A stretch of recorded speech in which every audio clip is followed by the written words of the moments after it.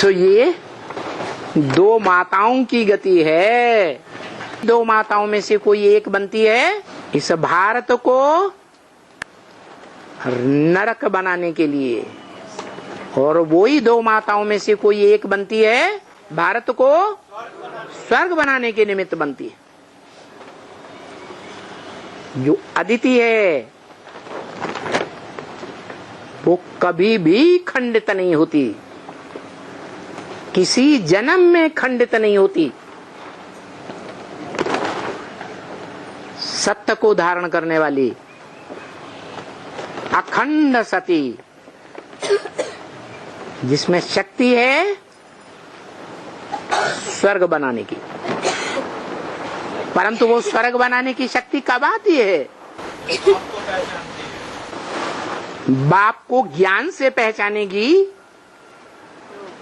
या अज्ञान से पहचानेगी? ज्ञान पहले आता है बुद्धि में या ज्ञानदाता पहले बुद्धि में आता है? ज्ञान पहले बुद्धि में आना चाहिए। ज्ञान आने से पहले वो अज्ञानी अंधी है या सोजरी है? अंधी है। इसलिए शास्त्रों में कहानी बना दी है अंधे और लंगड़े की। क्या कहानी बना दी कि विषय वैतरणी नदी को पार करने के लिए अंधा भी पार नहीं कर सकता और लंगड़ा भी पार नहीं कर सकता। तो दोनों ने मिलकर के युक्ति बनाई। क्या युक्ति बनाई है? दोनों ने एक दूसरे को सहयोग। हाँ, वही युक्ति बनाई जो परिवार बनाने के लिए, परिवार में सुख समृद्धि स्थापन करने के लिए कोई भी स्त्री पुरुष आपस में एग्रीमेंट कर लेते हैं। करते हैं ना? करते हैं। ये परंपरा कहाँ से चली? किसने डाली? कौन माता पिता? साकार ने डाली। अरे निराकार बाप आता है को उसको उठा के बिल्कुल फेंक दिया क्या? प्रैक्टिकल में वो नहीं निकलते। नहीं, वो निराकार बाप अखंड निराकारी ज्ञान का दाता है। वो अखंड निराकारी ज्ञान दुनिया की सर्वोपरि शक्ति है या नहीं? अगर है, इसीलिए गीता में कहा गया है, कोई श्लोक में ये कहा गया है क्या? नहीं ज्ञान सदृशम पवित्रम इह विद्यते।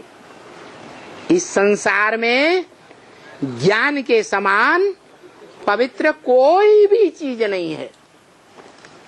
क्या? ज्ञान के समान पवित्र कोई भी चीज नहीं। जैसे बोला, इस दुनिया में कोई चीज कायम नहीं है, सिर्फ एक शिव बाबा ही कायम है। इस सृष्टि में सदा काल कायम है। इसलिए गीता में लिखा है, ना सतो विद्यते भावो ना भावो विद्यते सत। सत्य का कभी अभाव होता ही नहीं। तो देखो, हम समझते हैं कि पवित्रता कोई स्थूल बात ही है। पवित्रता सिर्फ स्थूल बात है या सूक्ष्मते सूक्ष्म शक्ति है? हाँ जी, ये ज्ञान ही सूक्ष्मते सूक्ष्म शक्ति है। इसलिए इस ज्ञान की सूक्ष्मते सूक्ष्म शक्ति का जो मुख्य केंद्र है वो कौन सा हुआ है? शिव बाबा। केंद्र माने स्थान।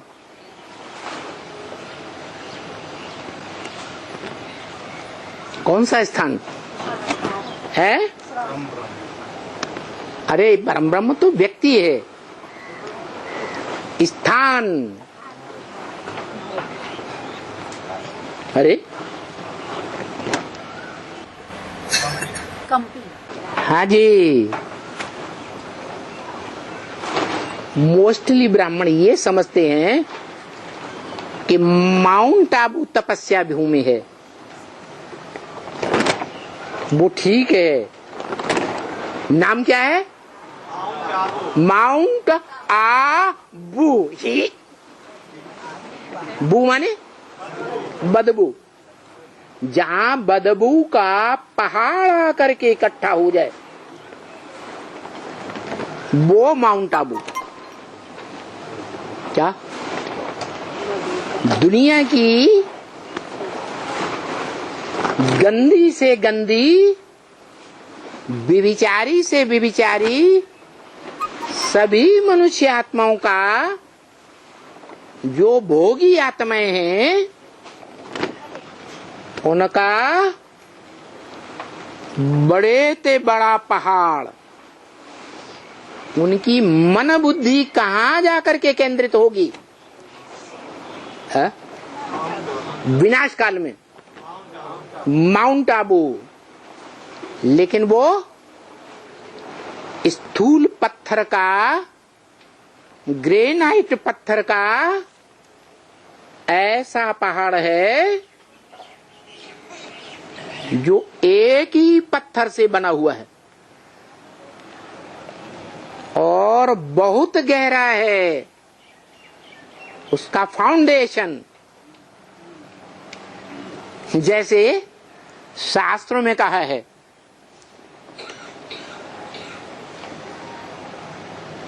ब्रह्मा और विष्णु से कहा गया ये लिंग का आदि और अंत खोजो। तो विष्णु नीचे की ओर गया और ब्रह्मा ऊपर की ओर गया। जाते गए जाते गए जाते गए, कहीं भी आदि अंत नहीं मिला। जैसे यही बात कंपिल में एक कालेश्वर नाथ मंदिर है, बहुतों ने देखा होगा। है? जिसने देखा हो हाथ उठाए। कालेश्वर नाथ मंदिर में जो काला लिंग का पत्थर है वो गड्ढे में रखा हुआ है। है? हाँ जी, किसी अंग्रेज बड़े ऑफिसर ने ऑर्डर दिया इस पत्थर का अंत निकाला जाए। खोदते गए खोदते गए खोदते गए, अंत मिला ही नहीं। वो और चौड़ा होता चला गया। आखिरी ने उसको बंद किया और फिर मंदिर का रूप दे दिया। नाम क्या दिया? काल का ईश्वर। दुनिया में जब बड़े से बड़ा काल आता है, सामान्य काल तो जन्म जन्मांतर आता ही रहता है, लेकिन महाकाल कब आता है? महामृत्यु कब होती है? कलयुग के अंत में इस सृष्टि पर महामृत्यु बर्पा होती है। उस समय वो संसार के सामने महाकाल प्रत्यक्ष होता है। वो महाकाल कौन है? कौन सी आत्मा है?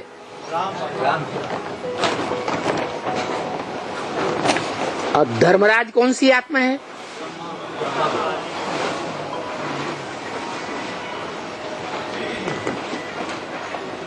धर्म का राजा है। धर्म का राजा कौन है? ब्रह्मा बाबा। उससे बड़ा धर्म की धारणा करने वाला धर्म का राजा कोई आत्मा नहीं। अगर कोई है नहीं तो ब्रह्मा बाबा ही सनातन धर्म का राजा होना चाहिए। ब्रह्मा बाबा ही शास्त्रों में ब्रह्मा का बड़ा पुत्र मानसी संकल्प की सृष्टि सनत कुमार गाया जाना चाहिए। जिस सनत कुमार के फॉलोअर्स का नाम सनातन धर्म वाले कहा जाता है, तो ऐसा तो है नहीं। कहते हैं सनत कुमार एक नहीं था, सनत कुमार नाम के 4 थे, नाम तो अलग अलग है। सनत, सनातन, सनंदन, सनत कुमार। लेकिन सनत कुमार सबसे छोटे होते हुए भी ज्ञान और योग में सबसे तीखे थे, इसलिए उनको बड़ा माना गया, योगीश्वर माना गया। वो योगीश्वर का पार्ट दादा लेखराज ब्रह्मा की आत्मा नहीं। कौन? जिसको कहा जाता है शिव बाबा। ब्रह्मा तो शरीर को त्याग देते हैं, काल खा जाता है। लेकिन संसार में जो योगीश्वर कहा जाता है, योग सिखाने वाला, जो हम कहते हैं हमको शिव बाबा पढ़ाते हैं राजयोग की पढ़ाई, वो शिव बाबा स्वर्ग का वर्षा देने वाला, इस सृष्टि पर धर्म का पिता है या माता है? धर्म पिता के नाम पर धर्म का नाम होता है या माता के नाम पर धर्म का नाम होता है? क्राइस्ट धर्म पिता आया, जीसस नाम के व्यक्ति में आया। क्राइस्ट के फॉलोअर्स का नाम क्रिश्चियन पड़ा। धर्म पिता के नाम पर क्रिश्चियन धर्म नाम पड़ा। जीसस के नाम पर क्रिश्चियन नाम नहीं पड़ा। ये परंपरा है। बाप के नाम पर फॉलोअर्स की सरणी चलती है। तो शिव बाबा हमको राजयोग पढ़ाते हैं।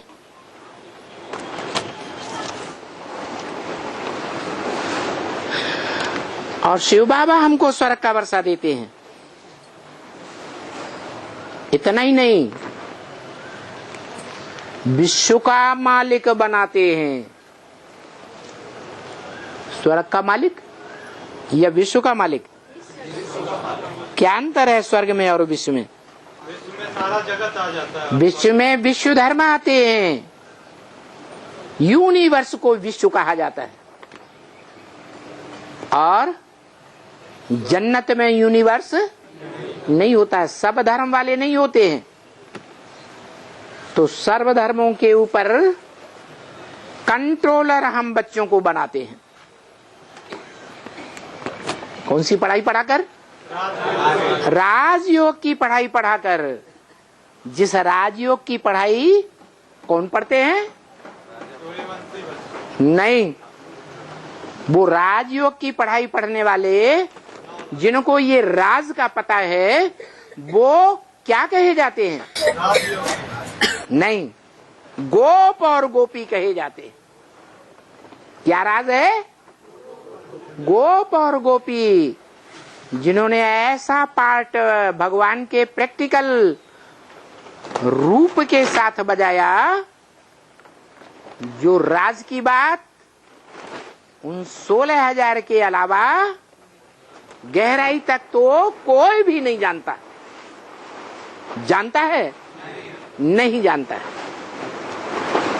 जिन्होंने वो सुख भोगा है सर्वोपरि, जिसको कहते हैं स्वर्ग से सुंदर संगम युग है, स्वर्ग से भी श्रेष्ठ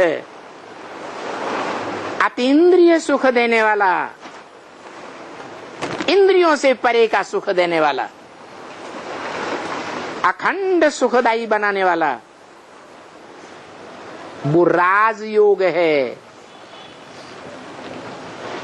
जो गीता में लिखा है, गुह्यात् गुह्यतरम ज्ञानम। क्या? मैं तुमको क्या सुनाता हूं? गुह्यते गुह्य, राज की बातें सुनाता हूं।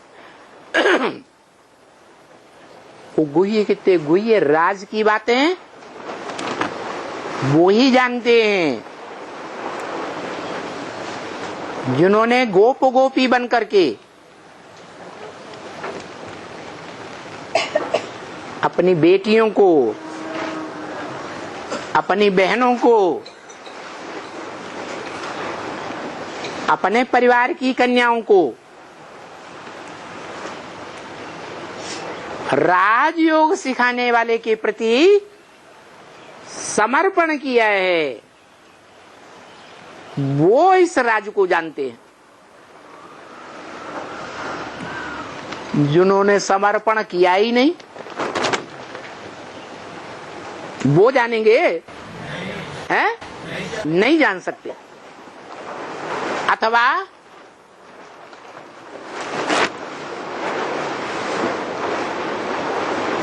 जो समर्पित तो हुए परंतु राजयोग की स्टेज पर अंत तक ठहर ही नहीं सके, भाग खड़े हुए, दूसरों की बातें सुन करके बरगलावे में आ गए। वो श्रेष्ठ नंबर के राजयोगी कहें या 16,000 की माला में नीचे नंबर में आने वाले कहेंगे। इसलिए बोला कि शिव बाबा हम बच्चों को संपूर्ण स्वर्ग का मालिक बनाते हैं, कि त्रेता के अंत में जो सेमी स्वर्ग कहा जाता है उसका मालिक बनाते हैं। हा? कहाँ का मालिक बनाते हैं? हैं? शिव बाबा तो अपनी तरफ से संपूर्ण स्वर्ग का मालिक बनाते हैं। क्या? संपूर्ण स्वर्ग का मालिक। लेकिन बच्चे कोई बनते हैं और कोई नहीं बनते। जो नहीं बनते हैं उनकी संख्या ज्यादा है या जो बनते हैं उनकी संख्या ज्यादा है? उनकी संख्या बहुत है। इसलिए बोला कि 16,000 की संख्या में आने से तो अच्छा है साहूकार बन जाएं। जो साहूकार होते हैं बड़े बड़े, उनके घर में, परिवार में बहुत सुख समृद्धि होती है, राजाओं की तरह जैसे सुख समृद्धि होती है। उस सुख समृद्धि में पलें, वहां जाकर के जन्म लें, बाप के घर में आकर के समर्पित होकर के फिर धोखा देकर चले जाएं तो वो क्या बनते हैं? है वो फिर चांडाल का पद पा लेते हैं। तन मन धन अर्पण करके अगर कोई वापस ले ले तो कौन सा पद मिलता है? चांडाल का पद मिलता है। ऐसे समर्पित होने वाले और भाग जाने वाले, अनिश्चय बुद्धि बनने वाले नीच पद पाते हैं। सबसे नीचा पद है चांडाल, उससे ऊंचे है दास दासी। लेकिन ये बताया कि वो राजकुल में ही दास दासी बनेंगे, राजकुल में ही चांडाल बनेंगे। क्या कहा है? जिनको धोखा देकर गए उन्हीं के सामने नाक नीची करनी पड़े। और इसी युग में, इसी जन्म में नाक नीची करनी पड़ेगी या अगले जन्म में? इसी जन्म में। जैसे राम की राजगद्दी का चित्र देखा होगा,